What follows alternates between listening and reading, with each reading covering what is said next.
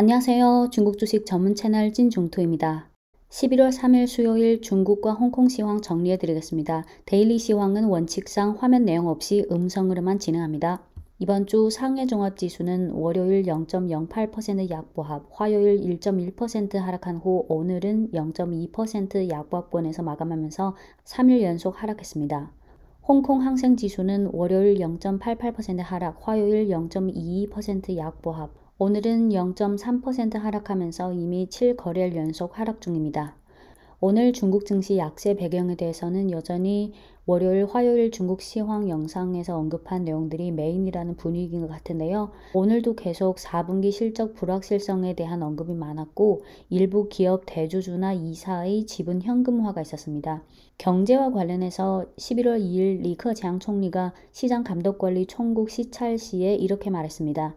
지금 경제는 새로운 하강 압력에 직면해 있는 가운데 1억이 넘는 시장 주체들은 경제 펀더멘털을 굳히는 저력과 인성이다.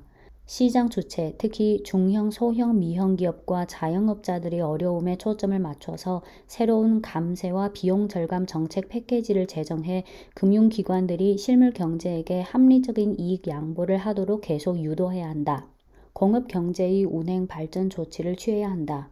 시장 감독 관리의 장기적 체계를 개선하고 독점과 부정당 경쟁을 반대하고 사재기와 앞다투어 물가를 올리는 등 행위를 타격해 공평 공정한 시장 질서를 수호해야 한다. 네, 이어서 업종별 등락, 융기 그린 에너지 하락, 강봉 리튬 하락에 대해 말씀드리겠습니다. 오늘 중국 증시 중 하락 업종은 자동차, 발전설비, 반도체 2%대, 태양광, 풍력, 우주, 항공, 국방, 주류 1%대, 그 외에 가전, 화학, 원료, 석유, 공항, 2차전지 등은 1% 이내로 하락했습니다. 반면 상승 업종은 석탄 3%대, 농업, 바이오 2%대, 외식, 관광, 부동산, 인터넷, 의료, 해운, 소프트웨어 1%대, 그리고 수력, 건설, 건설기계, 건자재, 철강, 식품 등은 1% 이내로 상승했습니다.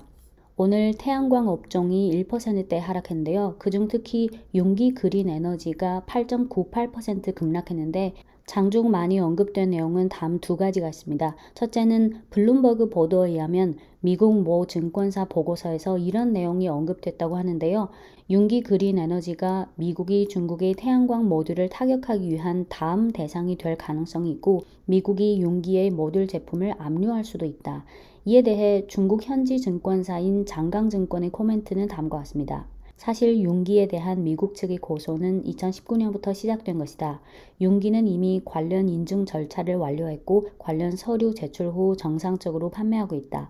또한 미국 본토의 2.4기가와트급의 모듈 생산 능력은 계속 늘어나는 태양광 발전 수요를 만족시키지 못하는데 미국 에너지국의 예측에 의하면 2021년부터 25년 미국 수요가 30기가와트를 넘어설 것이고 2025년부터 30년은 60기가와트를 넘어설 것이다.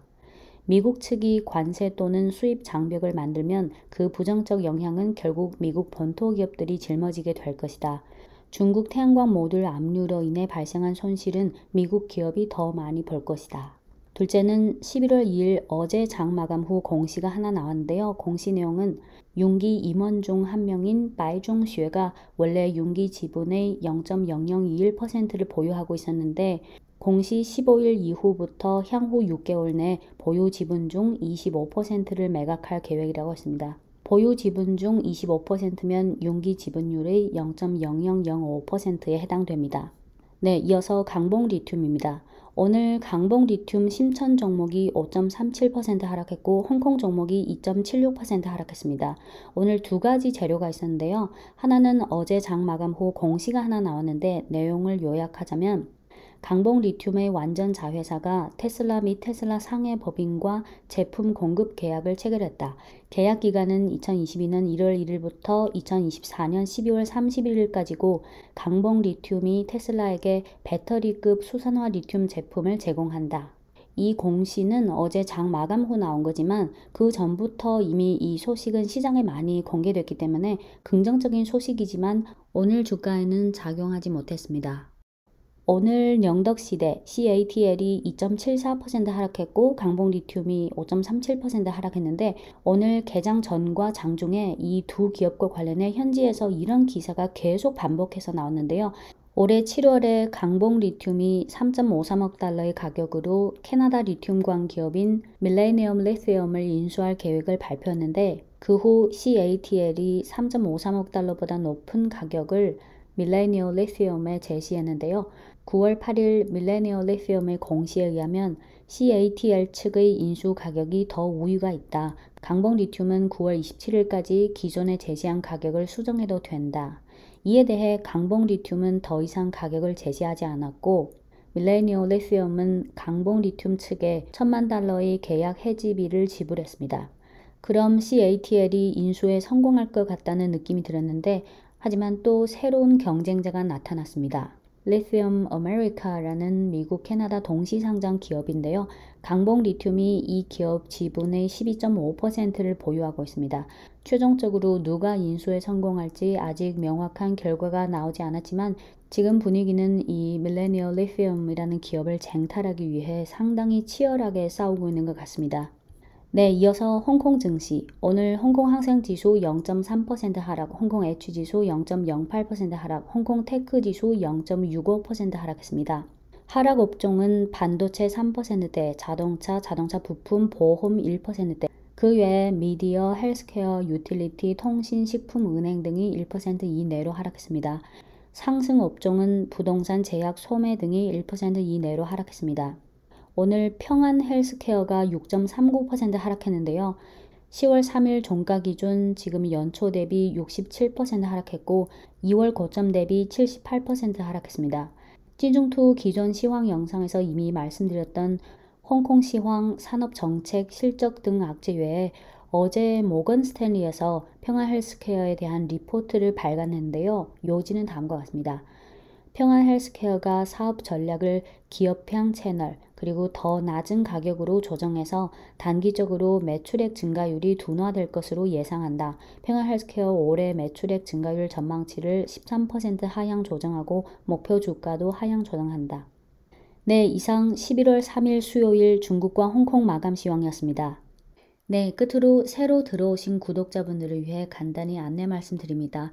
찐중투는 중국 주식 전문 유튜브 채널이고요. 주요 코너로는 중국 시황, 중국 산업, 중국 종목, 중국 산업 종목, 중국 증권사 리포트 읽기, 중국 리더 인터뷰 보기 등이 있는데요. 보시면 아시겠지만 찐중투는 썸네일 색깔로 코너를 구분하고 있습니다.